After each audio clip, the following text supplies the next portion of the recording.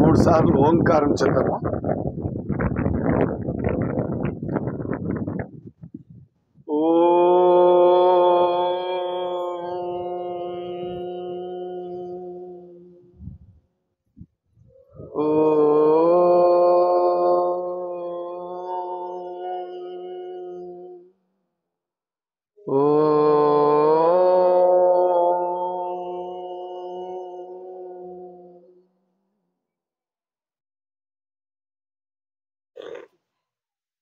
సర్వాంతర్యామి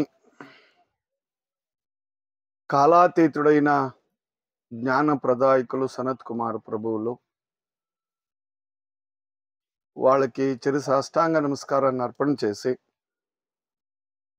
జీవన్ముక్త గురువులు ప్రపంచానికై శ్రమ వేసినారు, వాళ్ళందరికీ నమస్కరించి, ఇటువంటి ఆధ్యాత్మ సభలను చేసి ప్రపంచానికి ప్రేరణ కలిగించినటువంటి సద్గురువులు రత్నాకర్ విశ్వనాథ్ రాజు గారు, వాళ్లకు నమస్కరించి, ఇంకా తెల్లవారు మేడం గారు చెప్పినట్లు ఈ లాడ్జు పురోభివృద్ధికి, ఇటువంటి ఆధ్యాత్మిక ఒక క్షేత్రానికై కష్టపడిన కీర్తి శేషులు కోనపరెడ్డి గారు, వాళ్ళు ఆత్మకు నమస్కరించి,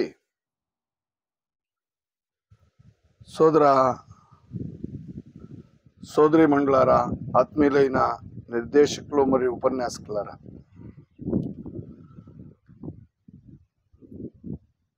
ఇక్కడ చూస్తా ఉంటే ప్రాపంచికతలో ఉన్నట్టుగా నాకు భాసం కల, ఏదో ఏమో చెప్పినట్లు ఒక అవ్యక్తమైన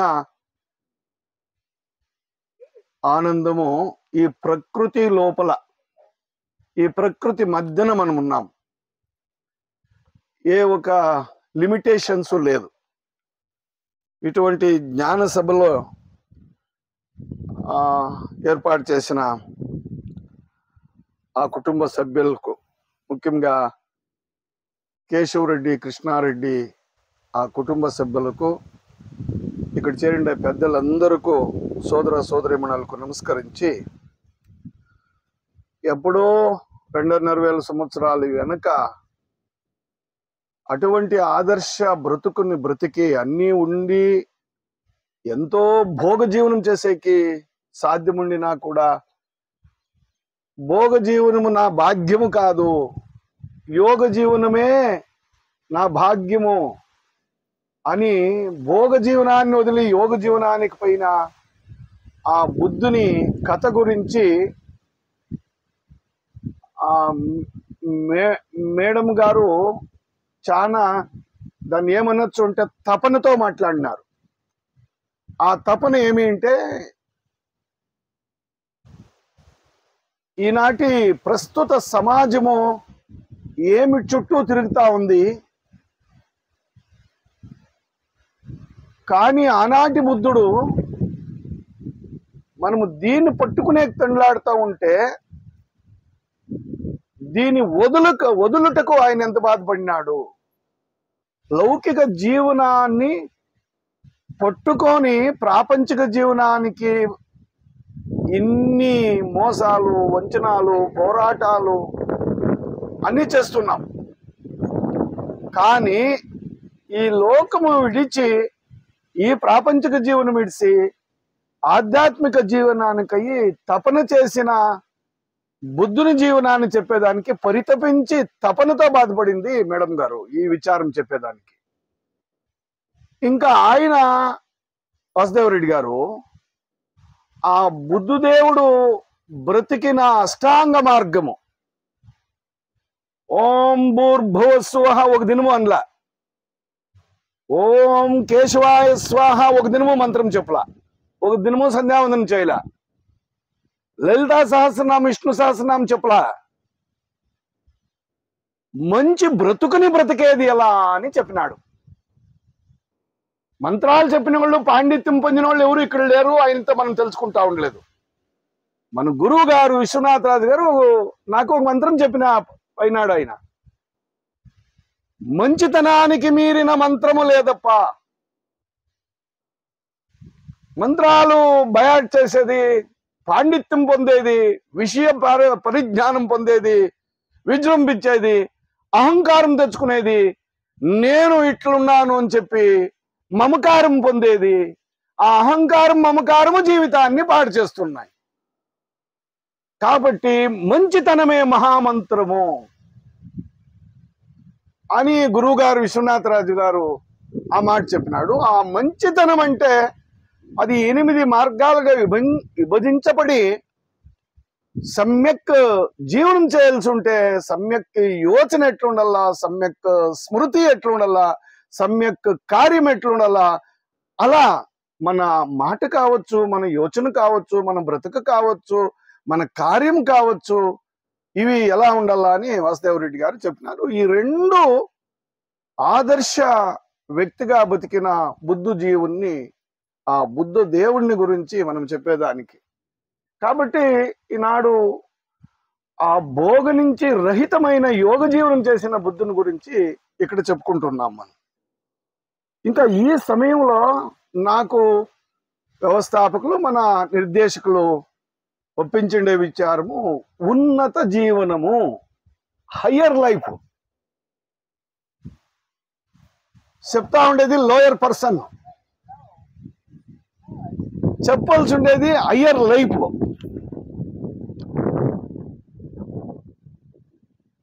అది నాకు ఇది ఎంత అవుతారా వైరుధ్యం కనబడుతుందంటే, గురువు గారు ఉండేటప్పుడు ఇచ్చగా మాట్లాడలేం మేము. కానీ 25 సంవత్సరాల వెనక ఒక 15 నిమిషాలు ఉపన్యాసం ఇచ్చి నన్ను ఎక్కడో ఒక ఈశ్వరుని దేవాలయంలో 15 నిమిషాలు ఈ బాలిన ఉద్దేశ బ్రతుకు ఎందుకు పుట్టింది అని ఒక 15 నిమిషాలతో తయారు చేసి చెప్పితే, ఆ తర్వాత ఈ మంచి చెప్పేది వదలొద్దు, చెడ్డది చెప్పేది ఇంక నువ్వు పెట్టుకోవద్దు అని చెప్పినాడు గురువు. అందుకే ఎంత కష్టం ఉండినా, ఎంత బాధ ఉండినా ఈ మంచి చెప్పేదానికి బుద్ధుడు ఎట్లా త్యాగం చేసినో అట్లా గురువుగారు చెప్పిన మాటని చేతయ్యన్నాళ్ళు ఎప్పుడు ఏది ఏ అంగాంగం ఏ పార్ట్ నిలిచిపోతుందో తెలియదు నాకు. అంతవరకు ఇవి చెప్పల్లా.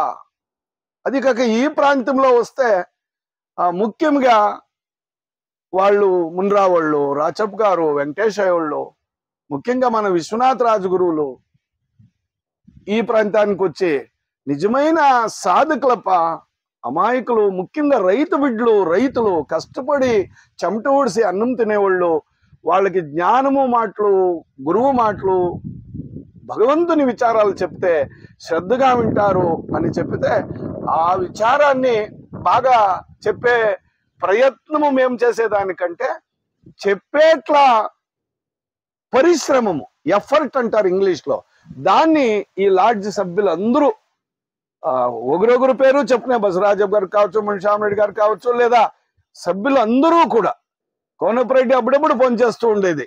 ఏమోపా మా లాడ్జు ఇట్లయితా ఉంది, మీదేమాయా, అది ఇట్లయిందప్పాను ఊరికేనే ఒక 15 నిమిషాలు మాట్లాడేవాడు. అట్లా పరితపించిన ఈ లాడ్జ్ కోసం ఇటువంటి వాళ్ళ మధ్యలో ఆ గురువు సంకల్పం కోసము ఎవరో ఒక పెద్దలు నిర్ణయించిన లేదా నిర్మించిన ఈ ఆశ్రమ కోసము తపన పడేది, కష్టం పడేది, అంతో ఇంతో త్యాగం చేసేది, ఇక్కడ పొరకెత్తుకొని చెత్త ఊడిసేది, ఒకరికి భోజనం వడ్డించేది, 10 రూపాయలు ఖర్చు చేసేది, ఇదంతా ఉన్నత జీవనం. ఇది జ్ఞానం కోసము, బీదల కోసము, సమత్వం కోసము, పరిజ్ఞానం ఇచ్చే కోసము పరితపించే జీవనం ఉంది కదా, దట్ ఈజ్ హయ్యర్ లైఫ్. ఆ శైలి, ఆ స్టైల్ ఆఫ్ లైఫ్ ఇంకొకరి కోసము. నేను ఎంత సంపాదించినాను తెలిసినా, నా కొడుకు ఎటువంటి వాడు తెలిసినా, నా మనుముడు మనుమరాలు ఏమి తెలిసినా, ఏమి చేసుకుంటావు? అది నీది ఎన్నాళ్ళు చెప్పుకుంటావు? అందులో ఏముంది? ఆత్మరతి అంటాడు శాస్త్రంలో దాన్ని. నన్ను నేను పొగుడుకుంటూ ఉండేది, నా ప్రతాపం చూడి, నా దట్లు చూడి, నా దిట్లు చూడి, నీ ఆస్తి కట్టుకొని నాకేం కావాలయ్యా? నీ డబ్బులు కట్టుకొని నాకేమి కావాలా? నీ బ్యాంక్ బ్యాలెన్స్లు, నీ భవనాలు, నీ సైట్లు, నీ తోట్లు, నీ కార్లు, నీ విజృంభణ ఇంకొకరికి కన్నీళ్లు తొడుస్తుందా? ఇంకొకరికి కొంచెము సాంత్వనం ఇస్తుందా? బ్రతుకుతాము నీ సహ్య జీవనం మనకి కలిగిస్తుందా? కాబట్టి ఏది ప్రపంచము కోసము చిన్న బ్రతుకును కూడా బ్రతికినారో వాళ్ళు గొప్పవాళ్ళు. కన్నడంలో ఒక పద్యము రాసి బిడ్డలకు చెప్పించినాను నేను. ధరెగే దొడ్డెవరు, ధరెగే దొడ్డెవరు. ధరె అంటే భూలోకము. దీనికి పెద్దవాళ్ళు ఎవరు అంటే ఊరు ముందర గోకుంట్లు కట్టినోళ్ళు, శిలీంధ్రాలు పెట్టినోళ్ళు, ఊరిములు ఊరావులు మేసుకుంటా ఉంటే దానికి ఉరుకుమైతుంది. దీన్ని మనాకట్లా సూపర్ రిన్ సోపో లేదా మైసూర్ శాండిల్ సోప్ వేసుకునేది ఎనుముకి, ఎద్దుకి, ఆవుకి కాదు. దాన్ని ఇట్లా గోకల్లో నడుతా ఉండదు. దానికి అట్లా గీక్కొని దాన్ని నవ్వుని తీర్చుకుంటాయి. దాన్ని ఎవరో ఒక మిసిలి వాడు చేసింటాడు, వానికి నమో నమః. చీములు పుట్టలో యూతులకు వస్తా ఉంటే చీములు దానికోసము గోషిలో భీము నూకలు వేసుకొని పోయి పక్కకేస్తుంటారు. వాడు పెద్దోడు, ధరెగే దొడ్డెవరు. పక్క చేను దున్నుకునేవాడు కాదు, గెనిమికి కొట్లాడేవాడు కాదు, ఒక అడికి పెరుకలాడేవాడు కాదు. ఏమయ్యా ఎత్తుకుపోతాం? పంచభూతాల దేహము పంచభూతాల్లో కలిసిపోతుందే గాని ఈ మధ్యన ఆ శాశ్వతమైన ఆ బ్రహ్మ వస్తువుని, ఆత్మ వస్తువుని, భగవంతుణ్ణి తెలుసుకుంటూ స్మరణ చేస్తూ సఖ్యమైన ఇతరులకు ఉపయోగకరమైన జీవనం చేసేది ఉన్నత జీవనము అంటాడు. అలాంటి ఉన్నత జీవనము ఏ చిన్న పని అయినా పర్వాలేదు, ఏ చిన్నదైనా పర్వాలేదు, అది పెద్ద జీవనము, మనం చేయవలసి ఉండే జీవనం. చూడండి ఎంత బాగుంది, చాలా సంతోషం నాకు. 75 మంది 80 మంది ఉన్నారు ఇక్కడ, మీరు కావాల్సింటే ఎంచుకోవచ్చు. ఈ 75 మంది 80 ఇటువంటి వాక్యాలు ఉన్నాయి. మనం ఇటువంటి కార్యాలు చేయాలా అని చెప్పి మీరు మీ బిడ్డలకు చెప్పి పక్క వాళ్లకు చెప్పితే ఎంత స్ప్రెడ్ అవుతుంది, మంచిది. అందుకే గురువు గారు చెప్తా ఉంటారు, 1 man perfection can still save the world. ఒక్క బుద్ధుడు 2053 సంవత్సరాల వెనక పుట్టి బ్రతికి చస్తే ఈ పొద్దు ఆయన్ని తెలుసుకుంటున్నాము. 1 man's perfection. ఒక రమణ మహర్షి, ఒక అనిబిసెంట్, ఒక ఆల్కాట్, ఒక రామకృష్ణ పరమహంసుడు, ఒక వివేకానందుడు, ఒక శారదాదేవి, ఒక అరవిందులు, ఒక సాయిబాబా.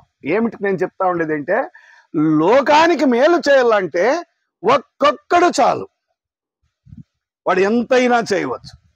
కాబట్టి మనం ఇంతమంది ఒక మంచి కార్యము నెలకు ఒక రోజు అక్కడ కలుతాము, ఒక పూజ చేతాము, నలుగురికి మంచిది చెప్పుదాము, దానికి సహాయం ఏంటన్న శక్తిని వినియోగించి మనకి మన పితృవులు ఇచ్చిండే దాన్ని వినియోగించి నలుగురికి భోజనం పెడదాం. దానಗಳಲ್ಲಿ అన్నదాన బహుశ్రేష్ఠ అని చెప్తుంది శాస్త్రము. ఇంక ముందుకు పోయి చెప్తుంది, ఆ అన్నదానక్కింత శ్రేష్టవాగా మహాదాన విద్యాదాన జ్ఞానదాన. అందుకే ఇది జ్ఞాన యజ్ఞము. ఆ జ్ఞాన యజ్ఞంలో కలిసిన మనమందరూ కూడా భాగ్యవంతులు. ఆ ఘనత లేదా ఆ గాంభీర్యము లేదా ఆ ఆనందము మనమందరూ పొందాలని నా విజ్ఞప్తి, నా రిక్వెస్ట్ మీతో. ఇటువంటి కార్యాలు ఎక్కువ కావాలి. ఎందుకంటే ప్రపంచంలో ఆందోళనలు, ద్వంద్వాలు, అశాంతి, అతృప్తి, అసహన అన్నీ ఉండిన ఏమి లేని అభావ జీవనము, సద్భావ జీవనము కాదు మనకి. ఈదిలోనా ఇంటిలోనా, ఆ ఇంటి కోసం, ఆ బిడ్డల కోసం, ఆ మనుమల కోసం, ఆ మునిమనుల కోసము పాటుపడి సచ్చింటాడు.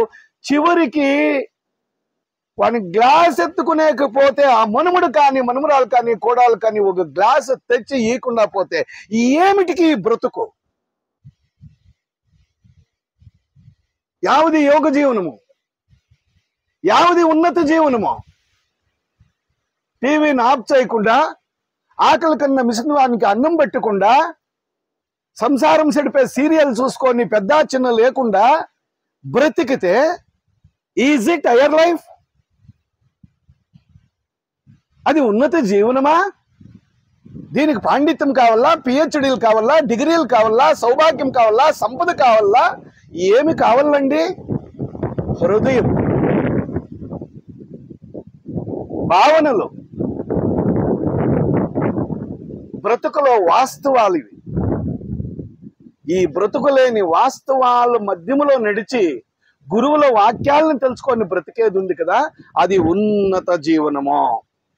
ఇంకా మన థియాసఫీ ప్రకారం ఉన్నత జీవనం అంటే ఇది ఏమిది? వరల్డ్లీ లైఫ్, స్థూల జీవనము, స్థూల లోకము.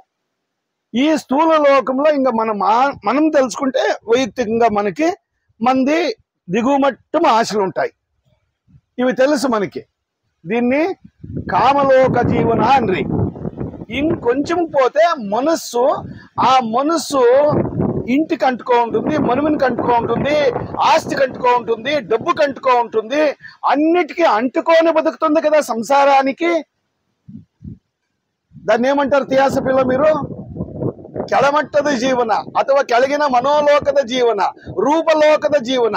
ఆ రూపాలకి, ఆ వస్తువులకి, ఆ ఆస్తికి, అంతస్తుకి, డబ్బులకి అంటుకొని అది లేకపోతే ఎట్లా అని మానవీయ సంబంధాలని మరిచి బ్రతికే బతుకుంది కదా, అది ಕೆಳమట్టದ జీవన. యావ్యావది? ఇప్పుడు మనము నడిపిస్తా ఉండే ఈ వరల్డ్లీ లైఫ్ లేదా ప్రాపంచిక జీవనము. ఈ ప్రాపంచిక జీవనములో కామ అంటే అపేక్ష, ఆశలు. ఎంత నీకు జీవనానికి కావాల్సి ఉండేంత కోరేదాన్ని అది చెడ్డది కాదు, దానికి పైన ఉండేది. ఆ కామలోకದ జీవನ ಮತ್ತು ಕೆಳಗಿನ ಮನೋಲೋಕದ ಜೀವನ ಮತ್ತು ಆ ರೂಪಲೋಕದ ಜೀವನ ಅವೆಲ್ಲ ಸೇರಿ ಆ ಸ್ಥೂಲ, ಆ ಮೂರು ಸೇರಿ ಕೆಳಮಟ್ಟದ జీవన. మూడు సేరితే ఇంక హయ్యర్ లైఫ్ అంటే బుద్ధుడు నడిపింది, పెద్దలు చెప్పింది, రమణ మహర్షుడు జనివారం కూడా పెరికేసి అక్కడ పారేసింది, 6 శ్వాసం ఎండిపోయే వరకు ప్రపంచమంతా తిరిగి ఉపన్యాసాలు ఇచ్చింది. బుద్ధుడు ఏం చెప్పినట్ల 45వ సంవత్సరంలో జ్ఞానోదయం కలిగి 80వ సంవత్సరం వరకు 85,000 ఉపన్యాసాలు ఇచ్చి ప్రపంచమంతా కష్టపడింది. ఏదది? అది హయ్యర్ లైఫ్. ఎక్కడ వాళ్ళు పనిచేసింది? మేలిన మనోలోక, అరూపలోక. మీ థియాసఫీ, మన థియాసఫీ. బుద్ధిలోక, ఏది సత్యము, ఏది అసత్యము, ఏది చేయల్లా, ఏది చేయకూడదు, ఏది శాశ్వతమో, ఏది అశాశ్వతమో. ఈ పొద్దు రేపు ఉండేది యావది శాశ్వతంగా మొన్న ఉండి, నిన్న ఉండి, ఈ పొద్దుండి, రేపు ఉండిపోయేది యావది, అది శాశ్వతము. ఇది రావాలా అంటే యావది కావాలా నీకు? బుద్ధి. దాన్ని ఏమంటారు? వివేకము.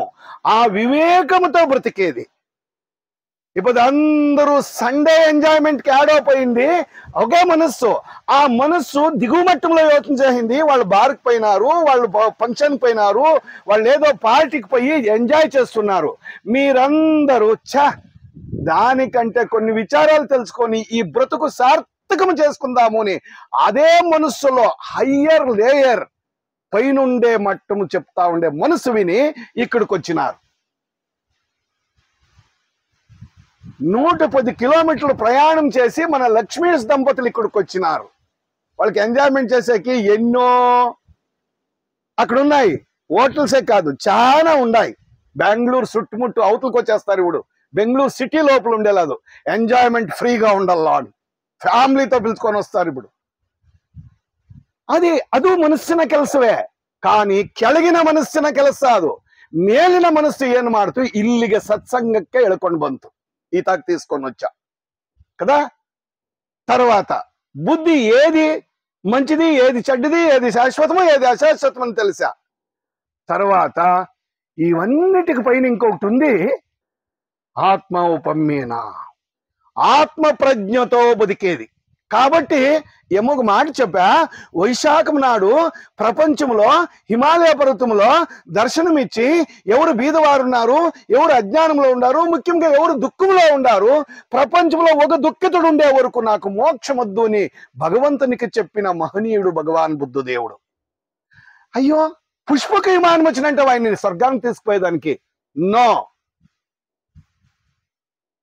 నో నెవర్, నాకొద్దు అది.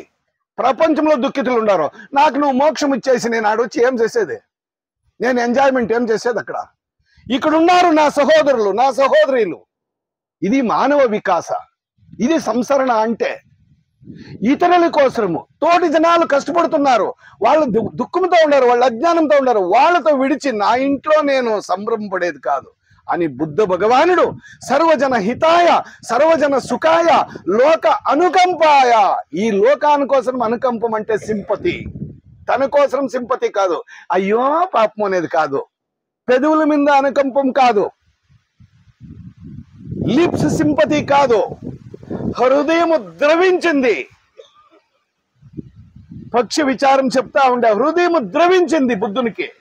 కాబట్టి అతడు ఏది శాశ్వతమో ఆ ఆత్మ ప్రజ్ఞతో బతికి బ్రతుకుని శాశ్వతం చేసుకున్నాడు. అందుకే ఇప్పుడు వచ్చిపోతున్నాడు. అలా ಮೇಲಿನ ಮನೋಲೋಕ ಬುದ್ಧಿಲೋಕ ಮತ್ತು ಆತ್ಮಲೋಕದಲ್ಲಿ ವಿಹರಿಸುವವನು ಆ ಕಾನ್ಷಿಯಸ್ನೆಸ್ లో ఆ ఒక సెక్టార్ లో ఎవరు పని చేస్తారో వాళ్ళు తప్పులు చేయరు, స్వార్థంతో బతుకురు, ప్రపంచ కళ్యాణము లోక కళ్యాణము వాళ్ళు ఊపిరి, వాళ్ళు ఉసురు, వాళ్ళు బ్రతుకు, వాళ్ళు దినచరి, వాళ్ళ డైలీ లైఫ్, అది హయ్యర్ లైఫ్, అది హయ్యర్ లైఫ్, అది ఉన్నత జీవనము. ఈ దుర్మార్గులు పెట్టుకోండి, ఈ జాతోడు తక్కువ ఆ జాతోడు ఎక్కువ, ఆడిది తక్కువ మగోడు ఎక్కువ, వాడు బుద్ధివంతుడు ఈడు చాండాలుడు, వాడు పండితుడు ఈడు మూర్ఖుడు. ఈ తేడా ఉండారు కదా మూర్ఖముండా కొడుకులు, వీళ్ళు వీళ్ళు వీళ్ళు అనాలిసిస్ చేయండి ఈ సమాజాన్ని, ఈ గ్రంథాలని, ఈ జాతుల్ని, ఈ మతాల్ని, ఈ ధర్మాల్ని దిక్కు చెడిపి పెట్టినారు వీళ్ళు. కానీ పెద్దవారు జ్ఞానవంతులు ఎవరూ కూడా జ్ఞానాన్ని విభేదం చేయలారు.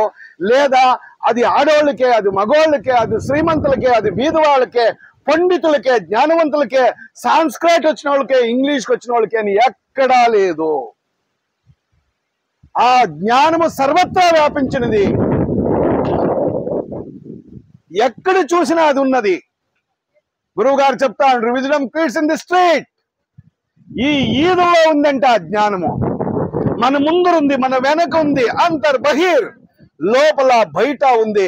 ఆ జ్ఞానము తెలిసి బతికేది ఉంది కదా, అది హయ్యర్ లైఫ్, అది ఉన్నత జీవనము. అలాంటి ఉన్నత జీవనము చేసిన వాడు భగవాన్ బుద్ధదేవుడు, రమణ మహర్షులు, అరవిందులు, రామకృష్ణ పరమహంసులు, వివేకానందులు, శారదాదేవి, పురంధరదాసు, కనకదాసు, వ్యాస మహర్షి, వశిష్ఠ మహర్షి, కనకదాసులు, ఇటువంటి వాల్మీకి, వీళ్ళందరూ కూడా హయ్యర్ లైఫ్ అంటే ఏమి బతికిన వాళ్ళు. మన బ్లవర్స్ కి, మన ఆల్కాట్, మన రెడ్ బీటర్, మన అనిబిసెంట్, 4 స్తంభాలు మన సొసైటీకి హయ్యర్ కాన్షియస్నెస్ తో బతికిన వాళ్ళు. అందుకే ఎక్కడో అమెరికా, ఎక్కడో ఇంగ్లాండ్, కానీ వచ్చి నీ ఇండియాలో వాళ్ళకు ఒకటే లోక కళ్యాణము. వాళ్ళకి లిమిటేషన్స్ లేదు, బార్డర్స్ లేవు, అందరి కోసము అన్ని వేళలో ఎందు వాళ్ళు సర్వత్రా పనిచేస్తారు. అలా ఈ శరీరం పడిపోతుంది. ఎన్నాళ్ళు ఉంటుంది ఈ శరీరము? ఇప్పుడప్పుడే అంగాంగాలు జీర్ణమవుతున్నాయి, ఉంటుంది పోతుంది. అయ్యో పోయినాయి అనుకుంటే పోతుంది, అది శరీర ధర్మము. లాస్ట్ మీటింగ్ లో మనం చెప్పుకుంటుమే దీన్ని 4 అవస్థలు ఉన్నాయి.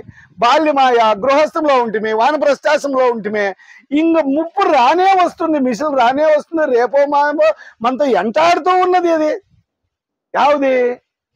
చావు అనేది, మరణం అనేది వెంటాడుతూ ఉన్నది, పాముతో గద్ద వెంటాడినట్లు.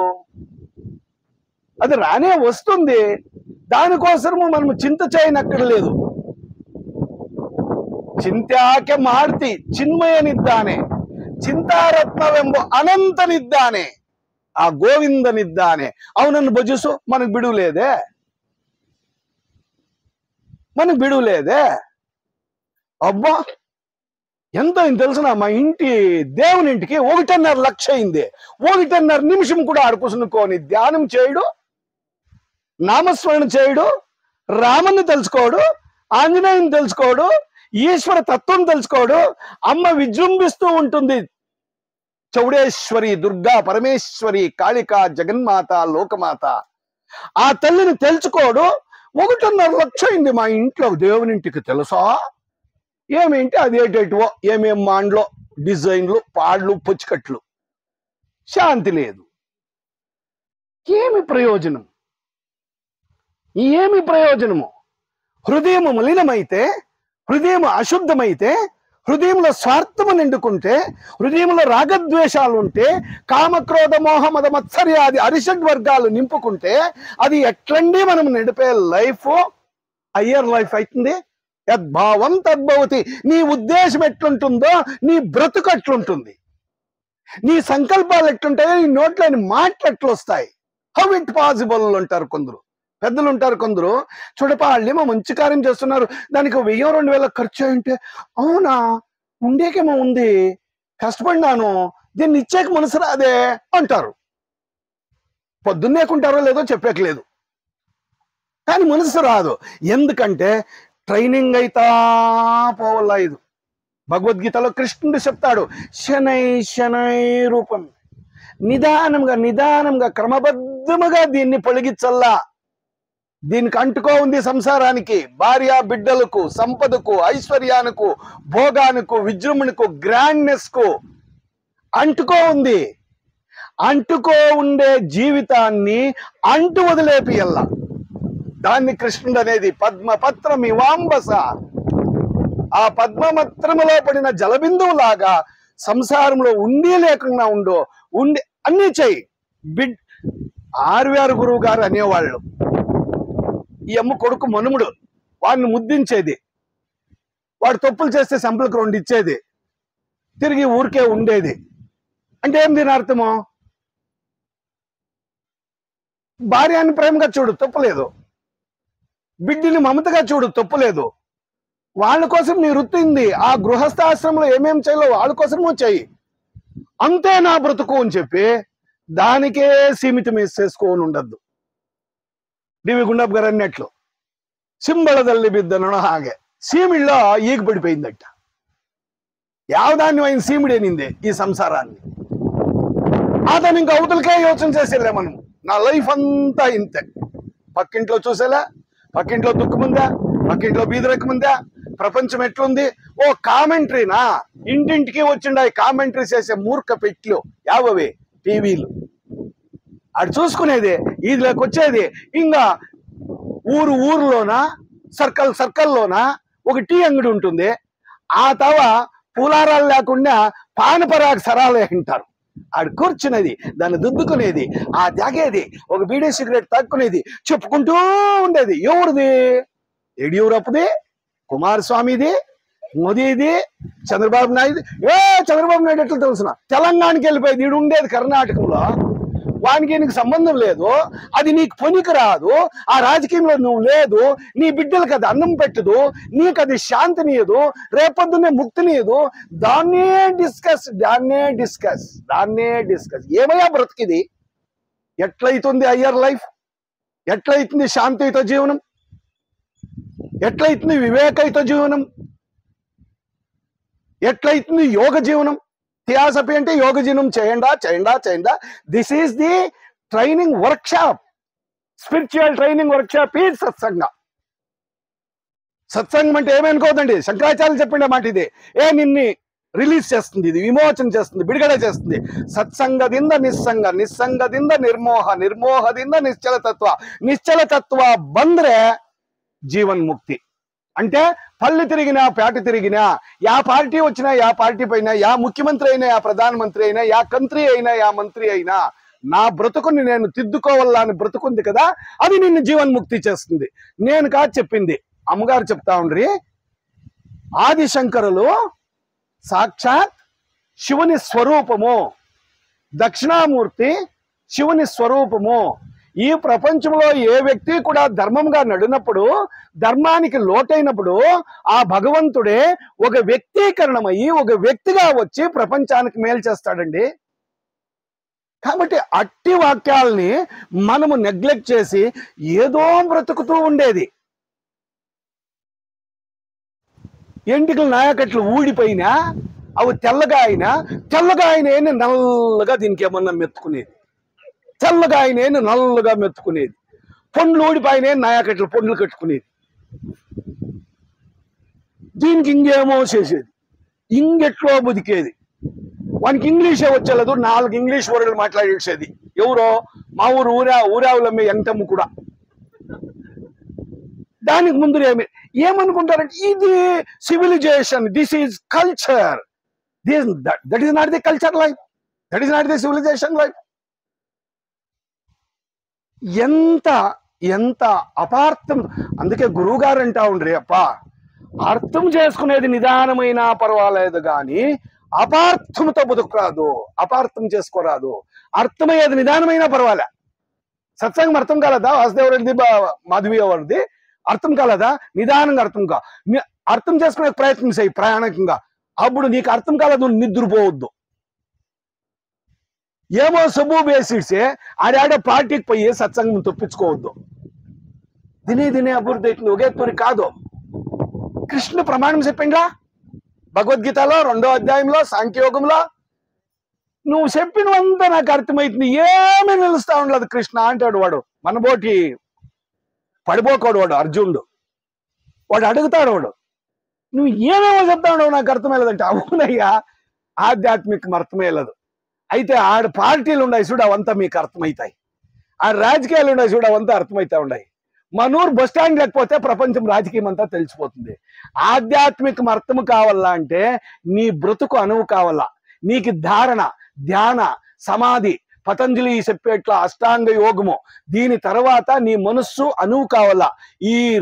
ఇవన్నిటిపైన నీ బ్రతుకులో సదా ఇటువంటి ధ్యానాన్ని, ధారణాన్ని, సత్సంగాన్ని, ప్రవచనాల్ని వినే అభ్యాసం, ప్రాక్టీస్ అభ్యాసం చెయ్యి. తర్వాత వైరాగ్యం పొందు. మన వాళ్ళు వైరాగ్యం అంటే ఏమనుకోండి, కాషాయ వస్త్రాలు కమండలాలు ఎత్తుకునేది వెళ్ళిపోయేది కైవారానికి. నేను మొన్నే చెప్తే మీకే, ఆడిపోయి అది ఉడుకు నీళ్ళు ఎవరు ఇచ్చేవాళ్ళు లేరే, కాపీ ఇచ్చేవాళ్ళు లేరే అని తొండలాడేది. వైరాగ్యం అంటే అది కాదు, డిటాచ్మెంట్ అంటే అది కాదు. ఆడే ఉండు, ఆడే ఎదుకో. యాడుండేదే ఆయమను కట్టుకోండావు కదా, ఆయన తిడతా ఉందా, అప్పుడు బాగుండా, ప్రాయంలో బాగుండా. ఇప్పుడు ఆయన నిన్ను తిడుతుంది, నిన్ను ఆయన తిడితే తిట్టుకోండి పర్వాలేదు. సంసారం కావాలి కదప్పా, మనుములకి మనుమరాళ్ళకి వ్యవస్థ కావాలి కదేంపా, తిట్టుకోండి పర్వాలేదు, కొట్టుకోవద్దండ. కోపం మాట అనుకోవద్దా, అనుకోండి పర్వాలేదు. సంసారంలో క్రోధం పెంచుకోవద్దండ. అంతో ఇంతో ఒకరిపైన ఒకరు దూషణ చేసుకోండా, అనుమానం పడద్దండ పరస్పరము ఆలోముగులో అని. ఇంకా దాన్నే కట్టుకొని రొక్తిగా ఆసక్తిగా తిని 3 పూట్లు సంసారము, ఆలు, మొగుడు, వైభోగము ఉండద్దండ. బ్రతకండ.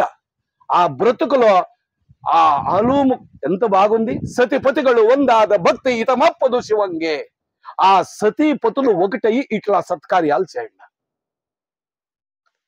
సంసారంలో ఉండుకొని ఋషిమునులు, వశిష్ఠుడు, అరుంధతి, మైత్రేయులు, గార్గి, అటువంటి స్త్రీలు సంసారంలో ఉండుకొని ఋషిమునీశ్వరుల్ని గడ్డాలను ఇంతవరకు ఇడుచుకో ఉండేట్లా ఋషిమునీశ్వరు జొత్తలో సంసారం చేసి బిడ్డలను పొంది మోక్షం పొందినారు కదా. That is higher life. అదంతా ఉండొచ్చు జీవనం. వాళ్ళంటే ఏం చేస్తారు, బుద్ధిలోకంలో యోచన చేస్తారు, ఆత్మలోకంలో యోచన చేస్తారు. మనస్సు వాళ్ళకి ఉంటుంది, కానీ మనస్సుని యజ్ఞయాగాదుల్లో, సత్కార్యాల్లో, సద్యోచనలో త్రికరణ శుద్ధితో గడుపుతారు. మనస్సేకం వచస్సేకం కర్మణ్యేకం మహాత్మన. మహాత్ముడైతే మార్గం ఇది. నీ మనస్సు, నీ మాట, నీ ఆలోచనలు, నీ సంకల్పాలు ఒకటిగా ఉండాలా. ఏమి సంకల్పాలు, ఏమి మాటలు మాట్లాడతావో అలా సత్కార్యాలు చేయాల. ఈ 3 ఒకటే ఉంటే నువ్వు మహాత్ముడైతావు. ఇది హయ్యర్ లైఫ్. మనకు అట్లుండేలా కదా. ఇప్పుడు అయ్యో వీళ్ళు చెప్పినట్లు ఈ కాలంలో నడిచాకైతుందా, కాలం ఎవరు చెడిపోయా, మీకేమన్నా లెటర్ వేసిండ్రా? కాలపురుషుడు, ఆ మహానుభావుడు, ఆ శ్రీమన్నారాయణ ఎవడన్నా మీకు ఫోన్ చేయండి, కాలం చెడిపోయింది రే, ఇంక మీరంతా ధర్మం న్యాయము సత్యం ఇడిచిడంట్రా, ఎట్లొస్తే అట్లా. మా ఊర్లో గాయపుండే ఇంకా ఉన్నాడు, ఇంకా 92, 3 ఇంకా అన్నాళ్ళు ఉంటాడు తెలీదు. ఏం ఇట్లు మాట్లాడేసి పొద్దు ఉంటే, అయ్యో గాలి వచ్చా కళ్ళు మూసుకుంటే నేను గాలిని చూస్తా ఉంటే ఇక్కడ, ఇంకా ఆ గాలి వచ్చినప్పుడు ఏం ప్రతిక్రియ ఎట్లా ఉంటుంది యాళ్ళు నేను చూస్తా ఉండింది అంటే, వాసుదేవుడు విజృంభిస్తా ఉన్నాడు, ఆనందించో, యాక్సెప్ట్ యాజ్ ఇట్ ఈస్. యా క్షణంలో ఏమైతుందో దాన్ని స్వీకరించు, నిర్లిప్త భావంతో స్వీకరించు, యాక్సెప్ట్ యాజ్ ఇట్ ఈస్. ఎట్లా దేవుడు ఏమిస్తే దాన్ని నువ్వు సహించుకొని బ్రతికేది నేర్చుకో.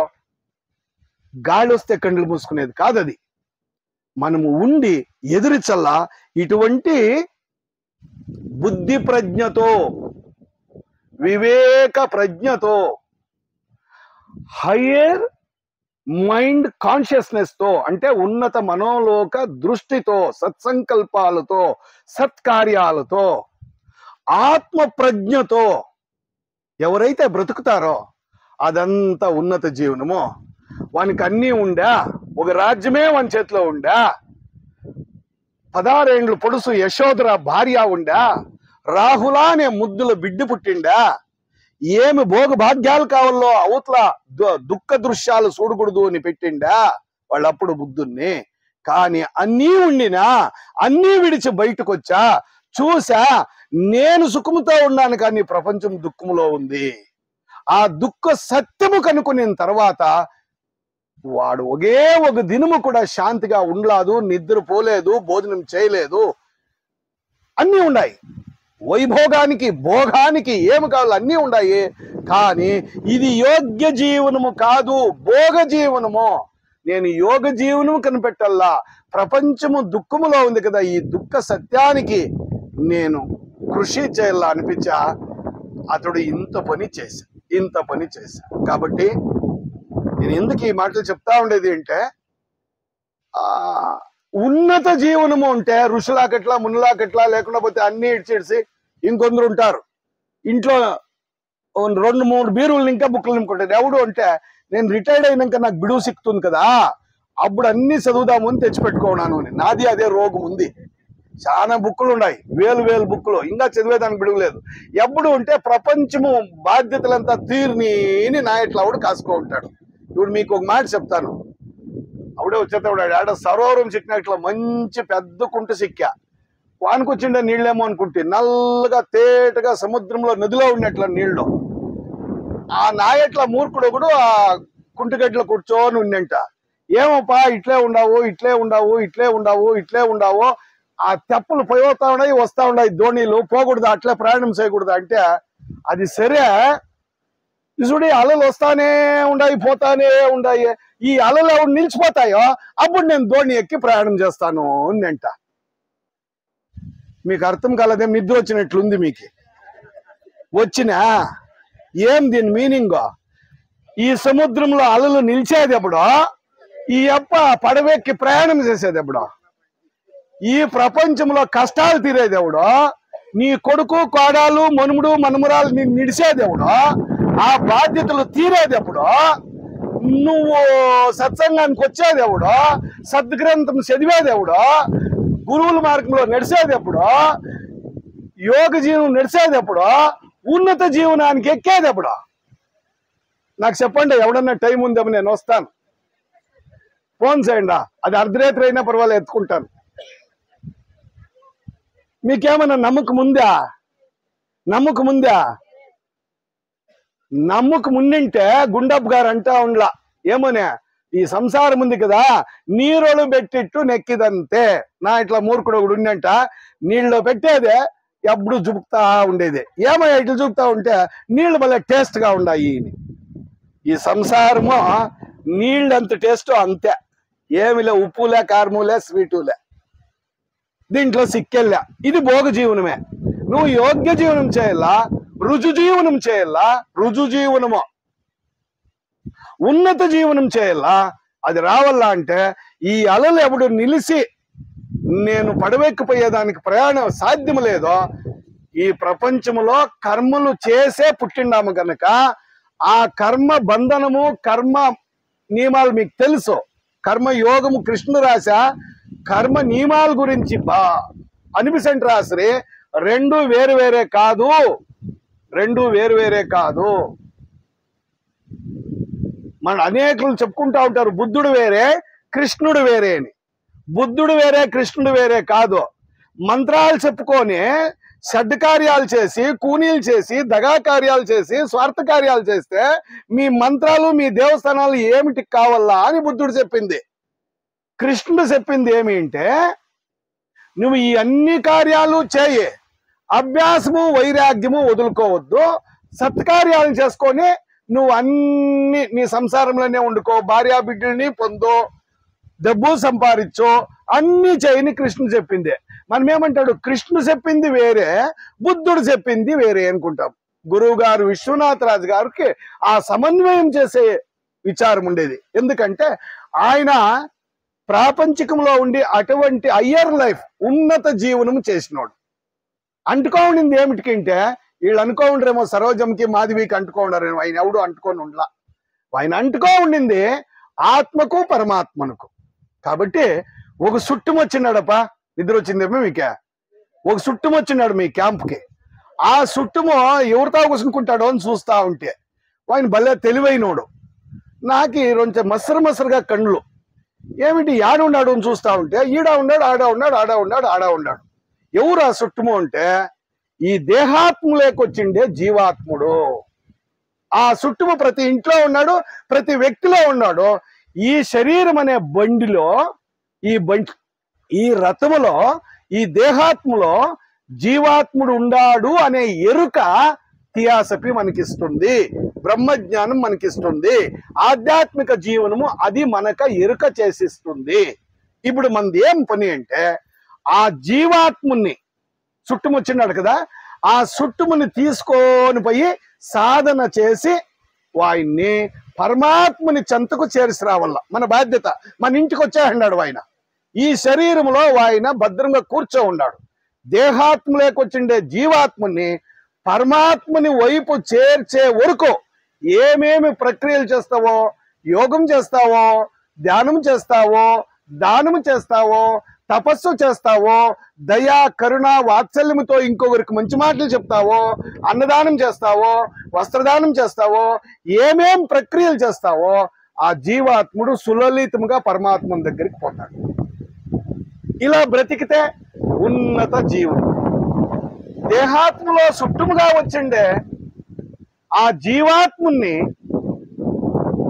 ఆయన మూల స్థానము, స్వస్థానము, మన థియాసఫీలో మంచి మాట పెట్టుకున్నారు, స్వస్థానము, ఆయన సొంత స్థానము, పరమాత్ముని జాగా. దాన్ని మీరు ముక్తి అనండా, మోక్షము అనండా, శివుని సాయుధ్యము అనండా, శివుని సాన్నిధ్యము అనండా, శివుని సామీప్యము అనండా, ఆత్మ సాక్షాత్కారం అనండా, బ్రహ్మ సాక్షాత్కారం అనండా, శివుని కైలాసం అనండా, శ్రీమన్నారాయణ వైకుంఠం అనండా, ఆ జాగాకు ఆయన తీసుకొని పోయి పెట్టాల. ఎవరినే? నీలో వచ్చిండే జీవాత్మని. ఆయన ఆడున్నాడు, ఎవరింట్లో ఉన్నాడో? మీ ఇంట్లో ఉన్నాడో. మీ కొడుకింట్లో, కోడాళ్ళ ఇంట్లో కాదు, మీ కూతురింట్లో, అల్లుడింట్లో కాదు. ఎవరింట్లో ఉన్నాడో ఆయన? ఎక్కడున్నాడో? మీ హృదయంలోనే, మీ ఆత్మలో చేరిండి ఆ జీవాత్మని సత్కార్యాలు చేస్తే ఆయన సంతోషం పడతాడు. బుద్ధుడు చెప్పిన అష్టాంగ మార్గాన్ని మీరు ఉపయోగిస్తే ఆయన ఆనందపడతాడు. ఆయన మార్గములో, ఆ ప్రయాణములో, ట్రావెలింగ్ లో ఏడాడు ఏమి అడ్డి ఆతంగులు, స్పీడ్ కట్లు ఉన్నాయి కదా. స్పీడ్ కట్లో యావది? స్పీడ్ కట్లో భార్య, బిడ్డలు, మోహము, నాది, నా వాళ్ళు, ఆ స్వార్థము, ఆ వాళ్ళని స్పీడ్ కట్లు ఆ జీవాత్మునికి. కామక్రోధ మోహ మద మత్సరాది అరిషడ్వర్గాలు స్పీడ్ కట్లో, రాగద్వేషము స్పీడ్ కట్లో, అహంకారము, మమకారము. నా బిడ్డ అయితే తప్పులు చేసినా కడుపులోకేసుకుంటా, వేరే వాళ్ళ బిడ్డ అయితే నేను తట్టుకునేలా, వాడిని ఈదికి తీస్తా, వాడిని న్యాయానికి తీస్తా, పంచాయతీకి తీస్తా, పద్దెనిమిది పిలిపిస్తా, కోర్టుకేస్తా. ఏమిటి వలన? ఇది నా అహంకారము, నా మమకారము. నా బిడ్డ పైన నాకుండే మమకారం నుంచి, నాకుండే అహంకారం నుంచి నేను కోర్టులకు పోయినా, పక్కింటి పైన గలాట్ పెట్టుకున్నా. కాబట్టి ఈ స్పీడ్ కట్లనంతా మన అదుపులో పెట్టుకొని ఆ జీవాత్ముడు ట్రావెల్ చేసేదానికి అదే యోగ జీవనము. నువ్వు సూర్య నమస్కారాలన్నా చెయ్యి, ప్రాణాయామం అన్నా చెయ్యి, పతంజలి యోగ సూత్రాల కన్నా చెయ్యి, పొద్దున్నే లేచి వాకింగ్ అన్నా చెయ్యి, లేదా కుసునుకొని కేశవాయ స్వాహ, మాధవాయ స్వాహ, నారాయణ స్వామి సంధ్యావందనం చెయ్యి, నామస్మరణ చెయ్యి, యజ్ఞాలు చేపించు, లేదా అభిషేకాలు చేపించు, లేదా ఇంకా పెద్దగా పుణ్యక్షేత్రాలకు పో.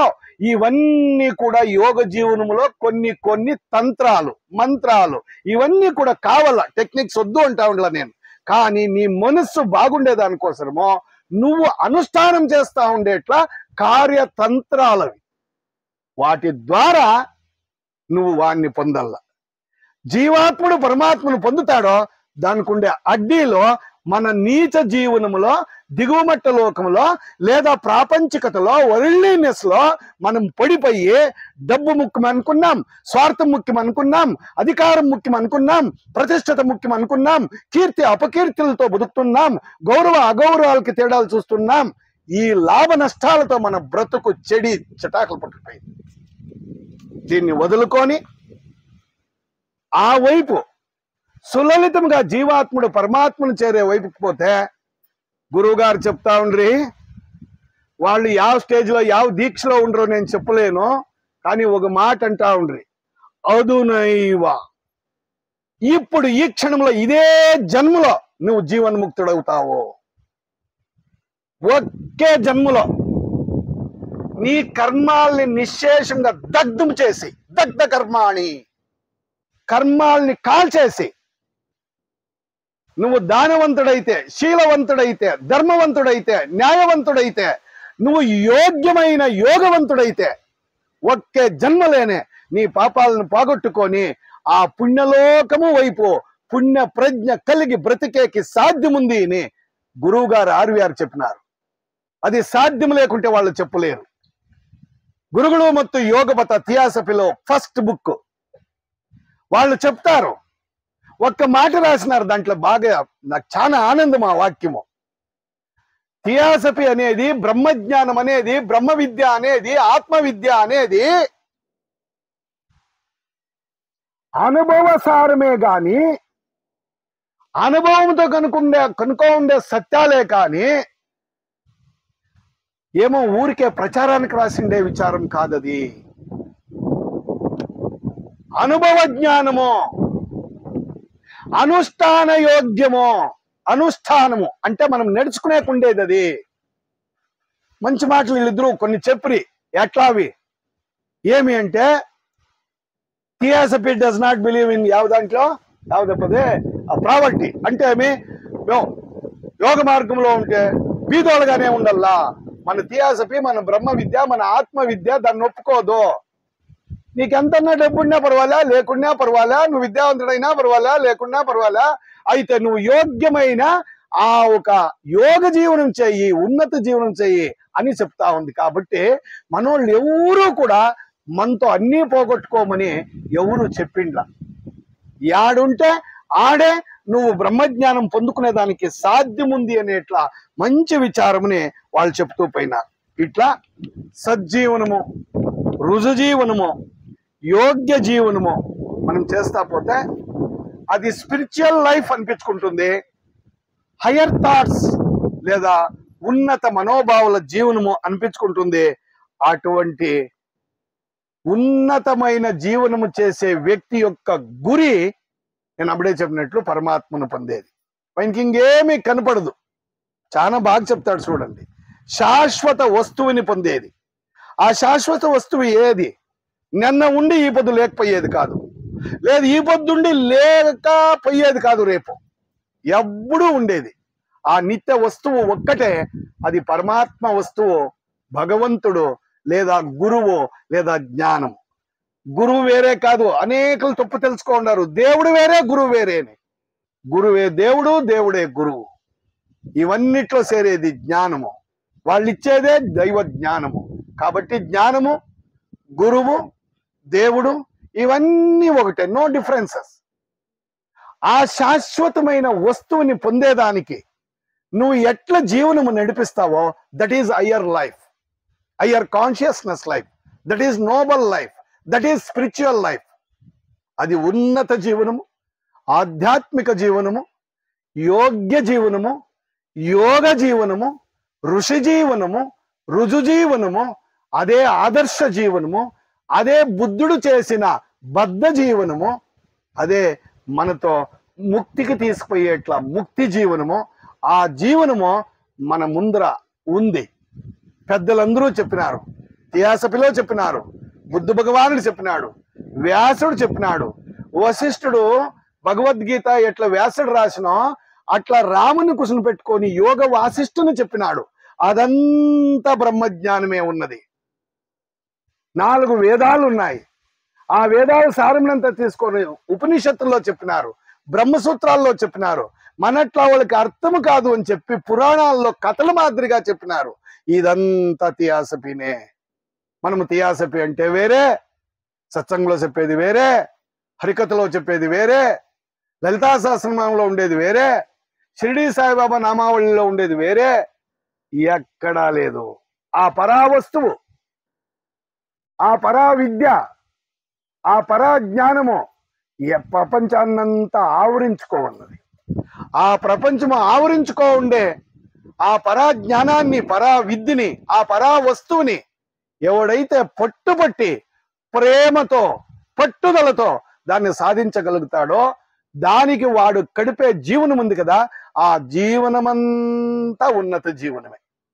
దాన్ని విడిచి ప్రాపంచిక భోగభాగ్యాల వైపు, కీర్తి అపకీర్తుల వైపు ఇలా బ్రతికేక మనము పోయినప్పుడు అది భోగ జీవనం అవుతుందే గాని అది ఉన్నత జీవనం అయ్యేలాదు. అలా పునరపి జననం పునరపి మరణం.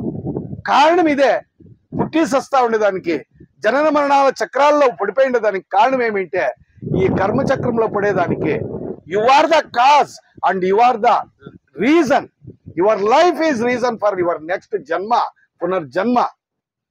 నువ్వు బ్రతికిన బ్రతుకు, నీలో ఉండే స్వభావాలు, నువ్వు చేసిన సంకల్పాలు, నీలో ఉండే ఉద్దేశాలు, నువ్వు చేసిన కార్యాలు నీకు ముందర అదే జఠరే శయనం. ఆ మలమూత్రాల ఆ బ్రతుకులో, ఆ కడుపులో, ఆ గర్భములో పదే పదే పుట్టిస్తూ నీ కర్మాలను గడుపుతూ ఆయన ఎంతో కష్టపడి నీకు పునర్జన్మిస్తా ఉన్నాడు. ఈ జన్మలో అన్నా ఏమన్నా ముందరు తెలుసుకొని ముందుకు పోతావేమో అని. పుణ్యం ఎరగలా అదే. గురువు గారు ఇంకొక మాట చెప్తా ఉండ్రి, నాకు వాళ్ళ మాటలు ఎంత చెప్పినా తెలివి తీరదు. ఏం తెలుసునాపా, జన్మ జన్మానికి పాపాల పుట్ట పెరిగించుకుంటున్నాము, పుణ్యము పుట్ట తరిగించుకుంటున్నాము. ఎంత దుఃఖకరమైన మాట.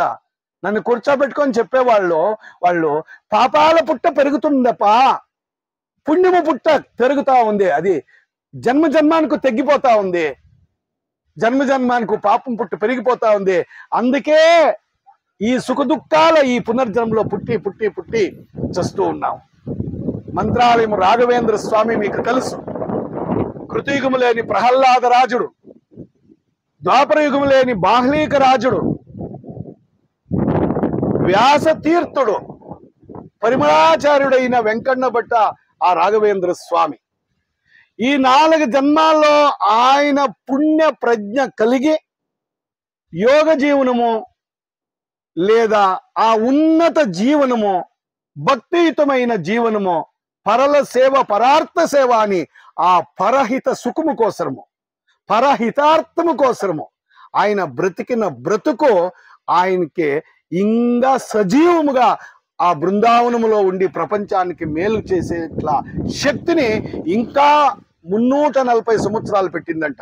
ఇప్పటికైండేది 343 సంవత్సరాలు, ఇంకా 347 సంవత్సరాలు అదే బృందావనంలో వండుకొని ఆ ప్రపంచము లేని పాపము పుట్ట పెరగడానికి, పుణ్యము పుట్ట పెరగడానికి ఆయన కృషి చేస్తున్నాడు. ఇలాంటి గురువులు అదృశ్య లోకాల్లో హిమాలయ పర్వతాల్లో, మన అడియారు లాంటి పుణ్యక్షేత్రంలో ఇలాంటి గురువుల సాన్నిధ్యం ఉండే మన లాడ్జుల్లో, ఎన్నో సాధనా క్షేత్రాల్లో నిక్షిప్తమై నిండి నిమిడీకృతముగా గురువుల సాన్నిధ్యం ఉంది, జ్ఞాన సాన్నిధ్యం ఉంది.